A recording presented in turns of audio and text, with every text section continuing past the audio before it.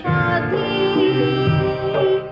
তুমি আমার বন্ধু যিশু, তুমি মম সাথী।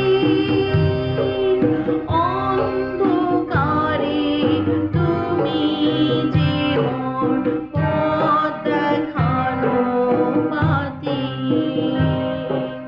তুমি মম সাথী, তুমি আমার বন্ধু যিশু, তুমি মম সাথী।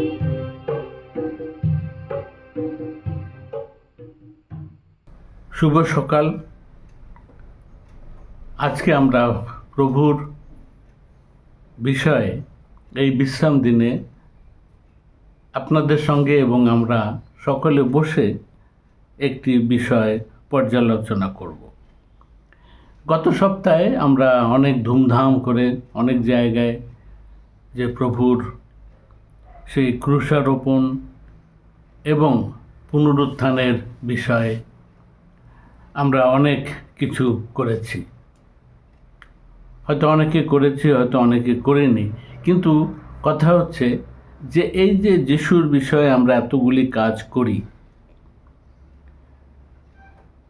তার জন্ম বা তার মৃত্যুর সময় আমরা অনেকভাবে নিজেদেরকে এবং সামাজিকভাবে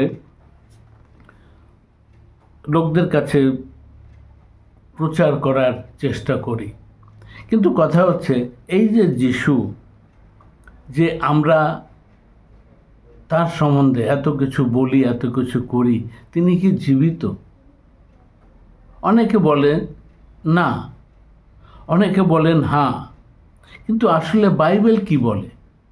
লোকের কথার মাধ্যমে আমাদের কিছুই যায় আসে না, সে যে যাই বলুক না কেন, কিন্তু বাইবেল কি বলে? আমরা সেই বিষয়ে আজকে কিছুক্ষণ আলোচনা করব। প্রকাশিত বাক্য 1 অধ্যায় 18 পদে লেখা আছে, আমি সেই জীবিত, আমি মরিয়াছিলাম, আর দেখো যুগ পর্যন্ত জীবিত আছি, এবং মৃত্যুর ও পাতালের চাবি আমার কাছে আছে। এইখানে এটা প্রভু যিশুর নিজের কথা। তিনি যোহনকে এই দর্শন দিলেন যেন যোহন সম্পূর্ণ পৃথিবীতে এটা বলে, কারণ প্রভু যিশু আমাদের মধ্যে আছেন এবং তিনি জীবিত। তিনি যদি নাই থাকেন তাহলে আমাদের কি পরিস্থিতি? আমরা কার সেবা করি, আমরা কার আরাধনা করি, এবং কার বিষয়ে আমরা এত ভালোভাবে বা যেভাবেই হোক আমরা তার কাছে, লোকদের কাছে প্রচার করি, যদি আমি না জানি যে প্রভু যিশু জীবিত আছেন কিনা।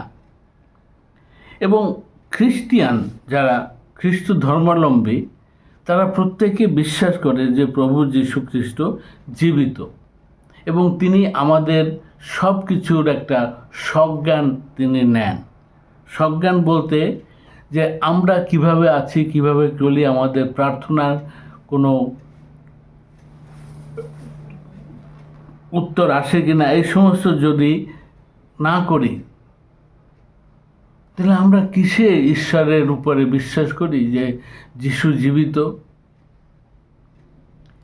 প্রেরিত পৌল তার লেখনীতে লিখে গেছেন যে যিশু যদি তাকে দর্শন না দিতেন সেই দমেস্কর পথে, তবে কি হতো?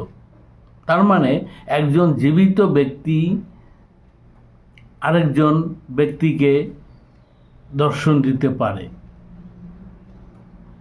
আমরা তো আরও অন্য কারো কাছে প্রার্থনা করি না, আমরা তো পৌলের কাছে প্রার্থনা করি না, কারণ পৌল তো এত ধার্মিক লোক ছিলেন।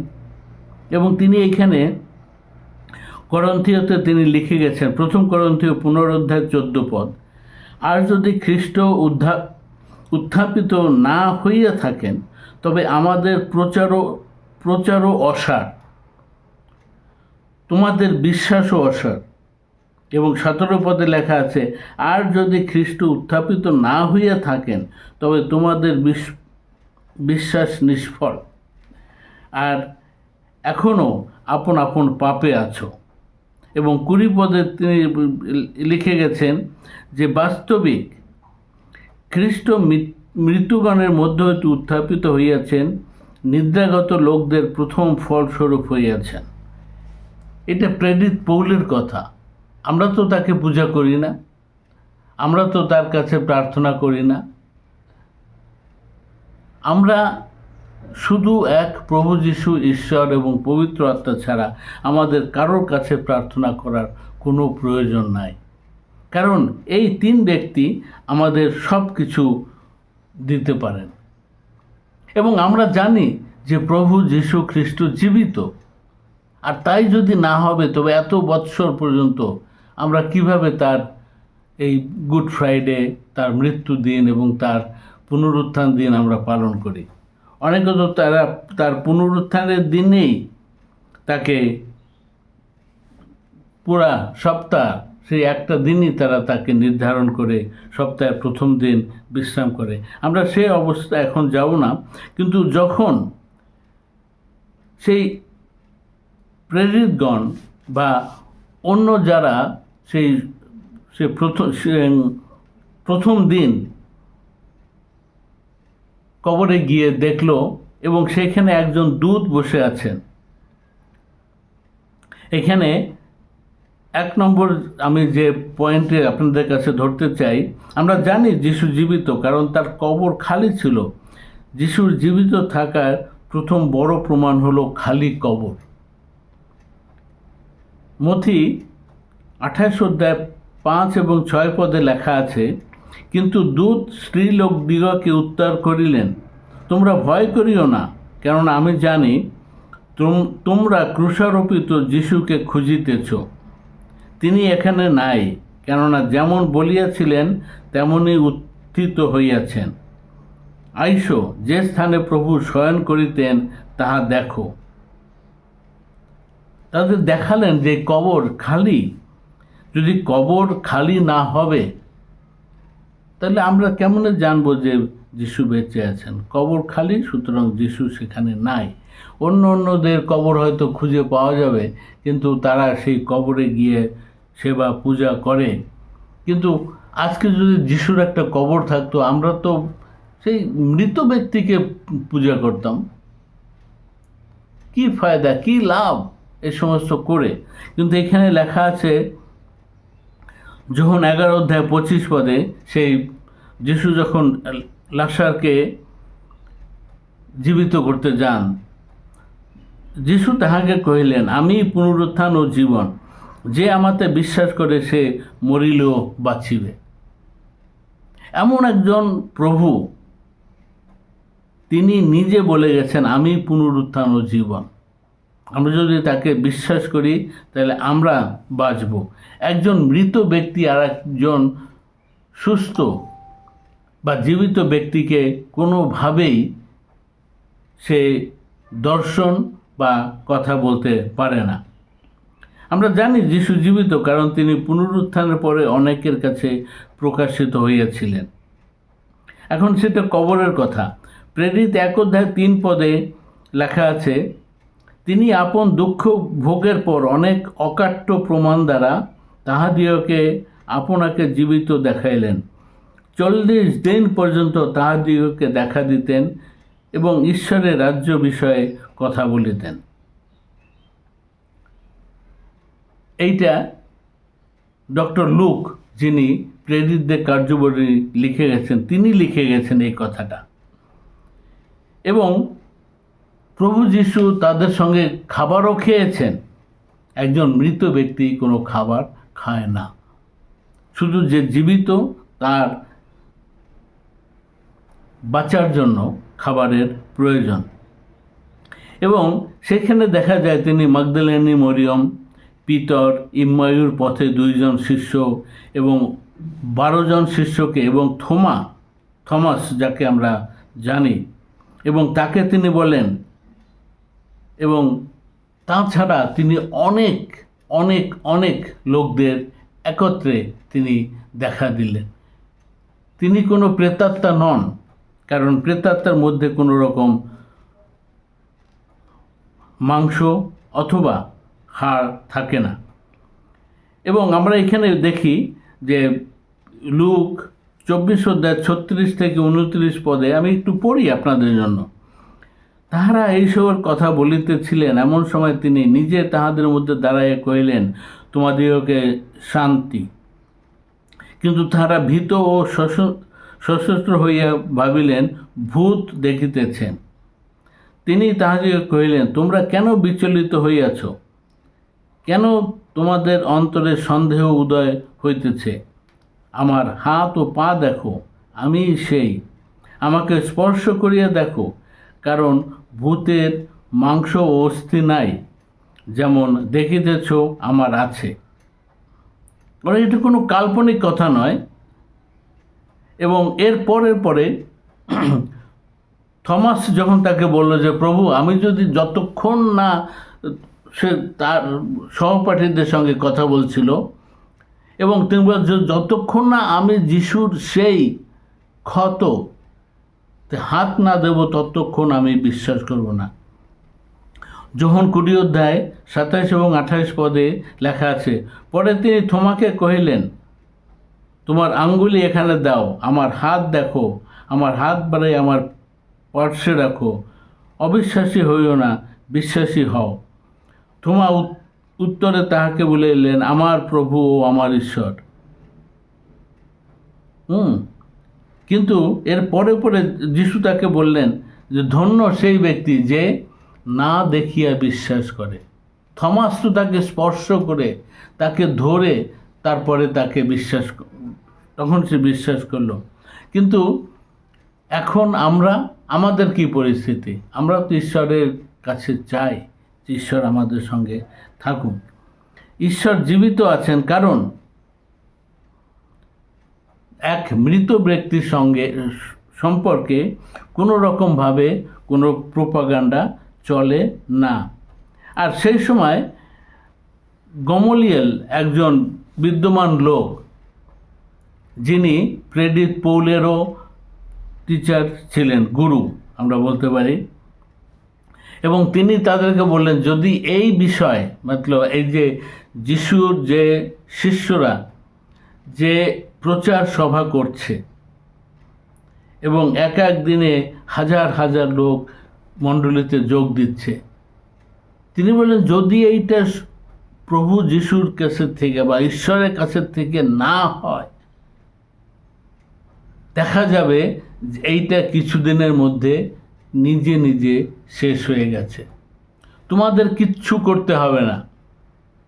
আর যদি এটা ঈশ্বরের বিষয় থেকে হয়, ঈশ্বরের কাছ থেকে আসে, কিন্তু তোমরা যদি তার সামনে দাঁড়াও, সেইটা তোমাদের পক্ষে ভালো হবে না, কারণ তোমরা ঈশ্বরের বিরুদ্ধে যুদ্ধ ঘোষণা করো। এবং প্রেরিত লিখিত সুসমাচার লেখা আছে, প্রেরিত 2:32 পদে, এই যিশুকে ঈশ্বর উত্থাপন করিয়াছেন, আমরা সকলে তাহার সাক্ষী। প্রেরিত 4:20 পদে, কারণ আমরা যাহা দেখিয়াছি ও শুনিয়াছি তাহা না বলিয়া থাকিতে পারি না। পিতরের উক্তি।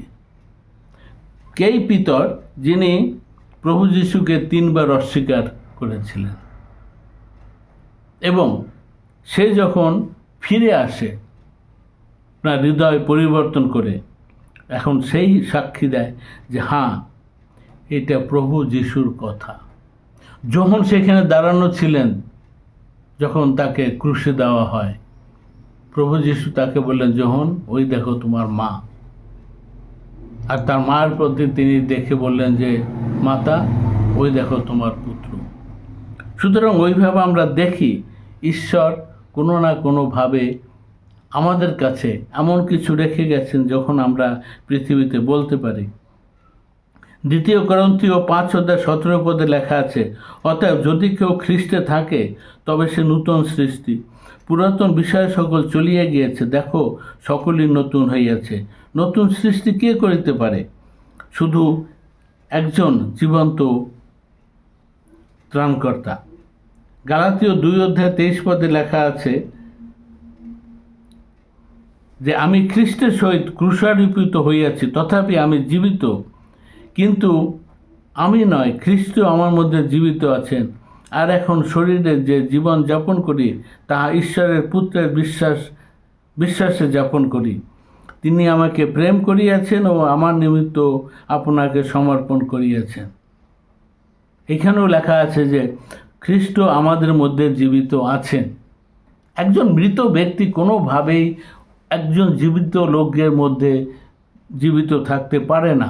আপনি তার স্মৃতি নিয়ে বাঁচতে পারেন, হয়তো অনেকেরই আমাদের আছে, আমরা যারা মা বাবা হারিয়েছি, প্রিয়জন হারিয়েছি, তারা আমার স্মৃতির মধ্যে আছে, আমরা তাদের চেরিশ করি, তাদের কথা স্মরণ করি। কিন্তু প্রভু যিশু সম্বন্ধে যখন আমাদের কথা আসে তখন আমরা এটা বলতে পারি না যে আমি জানি না প্রভু জীবিত আছেন কি না। সেজন্য পৌল আবার ইব্রিয় 4:12 লিখে গেছেন, কারণ ঈশ্বরের বাক্য জীবন্ত ও কার্যকর এবং প্রত্যেক দ্বিধার তরবারি অপেক্ষা তীক্ষ্ণ এবং প্রাণ ও আত্মা, অস্থি মজ্জা পর্যন্ত বিভক্ত করিতে প্রবেশ করে এবং হৃদয়ের চিন্তা ও অভিপ্রায়ের বিচার করে। এবং লুক 24:27 লেখা আছে, আর তিনি মসীহ হইতে আরম্ভ করিয়া সমস্ত ভাববাদীদের মধ্যে যাহা যাহা তাহার বিষয়ে লিখিত আছে সে সকল শাস্ত্রের কথা তাহাদিওকে বুঝাইতে লাগিলেন। এবং 32 লেখা আছে, তাহারা পরস্পর কহিল, তিনি যখন পথে আমাদের সহিত কথা বলিতেছিলেন এবং শাস্ত্র আমাদের বুঝাইতেছিলেন, তখন কি আমাদের অন্তর উত্তপ্ত হইতেছিল না? এইটা হইল দুই বন্ধু যখন তারা ইম্মায়ুর পথে ফিরে যাচ্ছিল এবং তারা সেইখানে পথে যিশু তাদের সঙ্গে কথা বলেন। একজন মৃত ব্যক্তি হয়তো কোনোভাবে শয়তান ও পারে, কিন্তু সেটা অন্য জিনিস। সুতরাং এখানে যোহন 14:13 এবং 14 লেখা আছে, আর তোমরা আমার নামে যাহা কিছু যাচনা করিবে আমি তাহাই করিব, যেন পিতা পুত্রে মহিমান্বিত হয়। যদি তোমরা আমার নামে আমার কাছে কিছু যাচনা করো আমি তাহা করিব।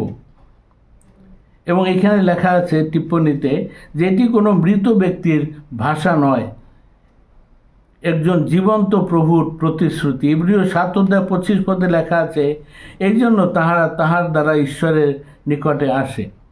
তিনি তাহাদের সম্পূর্ণ রূপে পরিত্রাণ করিতে পারেন, কারণ তিনি সর্বদা জীবিত আছেন তাহাদের পক্ষে নিবেদন করিবার জন্য। এবং তাই যদি না হবে, যখন স্টিফেনকে সে পাথরাঘাত করা হয় এবং সে তখন দেখে যে স্বর্গ খুলে গেছে এবং প্রভু যীশু খ্রিস্ট পিতার দক্ষিণে বা ডান পার্শ্বে বসে আছেন। ইব্রিয় 8:1 লেখা আছে, আমরা যাহা বলিতেছি তাহার সারমর্ম এই, আমাদের এমন একজন মহাযাজক আছে যিনি স্বর্গে মহিমার সিংহাসনের দক্ষিণে উপবিষ্ট আছেন। এবং ইব্রিয় 4:14-16, অতএব তোমাদের এমন একজন মহান মহাযাজক আছে, তিনি স্বর্গমণ্ডল ভেদ করিয়া গিয়াছেন, ঈশ্বরের পুত্র যিশু। অতএব আমরা তাদের স্বীকারোক্তি দৃঢ়ভাবে ধারণ করি, কারণ আমাদের এমন মহাযাজক নাই যিনি আমাদের দুর্বলতার সহানুভূতি করিতে পারেন না এবং সর্ববিষয়ে আমাদের ন্যায় পরীক্ষিত হইয়াছেন, তথাপি পাপ করেন নাই। অতএব আমরা সাহসের সহিত অনুগ্রহের সিংহাসনের নিকটে যাই, যেন দয়া প্রাপ্ত হই এবং প্রয়োজনকালে সাহায্যের জন্য অনুগ্রহ পাই। প্রথম যোহন 2:1 লেখা আছে, আমার বৎসগণ, আমি তোমাদেরকে এই সকল লিখিতেছি কেননা তোমরা পাপ না করো। আর যদি কেহ পাপ করে তবে পিতার কাছে আমাদের একজন সহায় আছেন, তিনি ধার্মিক যীশু খ্রিস্ট। এতগুলি উদাহরণ দেওয়ার পরে যদি আমরা বলি যে আমরা জানি না যিশু জীবিত আছেন কি না। সামাজিকভাবে এই সমস্ত কিছু হয়, তখন আমিও তার সঙ্গে মিলে যাই, কিন্তু আমি আদৌ জানি কি না যে প্রভু যিশু জীবিত আছেন। আমি শেষ করার পূর্বে আর একটি পদ আপনাদের কাছে পড়তে চাই, সেটা হচ্ছে যোহন 14 অধ্যায় 16 থেকে 18। আর আমি পিতার কাছে নিবেদন করিব, আর তিনি তোমাদিগকে আর একজন সহায় দান করিবেন, যেন তিনি তোমাদের সঙ্গে চিরকাল থাকেন, সত্যের আত্মা, যাহাকে জগৎ গ্রহণ করিতে পারে না, কারণ জগৎ তাহাকে দেখে না ও জানে না। তোমরা তাহাকে জানো, কারণ তিনি তোমাদের সঙ্গে থাকেন এবং তোমাদের মধ্যে থাকিবেন। আমি তোমাদেরকে অনাথ করিয়া যাইব না, আমি তোমাদের নিকটে আসিব। যিশু আসবেন। তিনি সেই যোহন 14 অধ্যায়ে তিনি প্রথম 1, 2, 3 পদে লিখে গেছেন, ব্যাকুল হইও না, আমার উপরে বিশ্বাস করো, আমি যাচ্ছি এবং তোমাদের জন্য ঈশ্বরের কাছে প্রার্থনা করব, এবং তোমাদের জন্য আমি আবাসস্থান প্রস্তুত করব। এবং যখন 14-19 পদে লেখো, আর অল্পকাল জগৎ আমাকে আর দেখিবে না, কিন্তু তোমরা আমাকে দেখিবে, কারণ আমি জীবিত আছি, তোমরাও জীবিত থাকিবে। সুতরাং এই যে জাঁকজমক করে আমরা যাই কিছু করি না কেন, তার একমাত্র বিষয় যে প্রভু যীশু খ্রিস্ট তিনি জীবিত আছেন। আর বাইবেল আমাদের কাছে আরও অনেক কিছু বলে যে কিভাবে আমরা জানি যে যিশু জীবিত আছেন। সুতরাং আমরা যারা খ্রিস্টিয়ান, আমাদের মধ্যে এইটুকুই থাকার প্রয়োজন যে আমরা বিশ্বাস করি যে প্রভু যীশু জীবিত, এবং আমরা এক জীবিত ঈশ্বরের সেবা, আরাধনা, প্রশংসা, প্রার্থনা করি। আসুন ঈশ্বর আমাদের সকলকে আশীর্বাদ করুন এবং প্রার্থনা করি। পরম করুণাময় স্বর্গীয় পিতা, তুমি আমাদের সঙ্গে থাকো, আমাদের পাপ সকল ক্ষমা করে এই বিষয়ে জানতে সাহায্য করো, যেন আমরা জানি যে প্রভু যীশু খ্রিস্ট জীবিত এবং তিনি আমাদের প্রত্যেকের সঙ্গে আছেন। আমাদের ভুল ত্রুটি এবং যাবতীয় যে সমস্যা আছে তার থেকে তুমি আমাদের বাঁচিয়ে রাখো। আমাদের প্রত্যেকের সঙ্গে থাকো এবং আশীর্বাদের সহিত বিদায় করো। যিশুর নামে চাই, আমেন।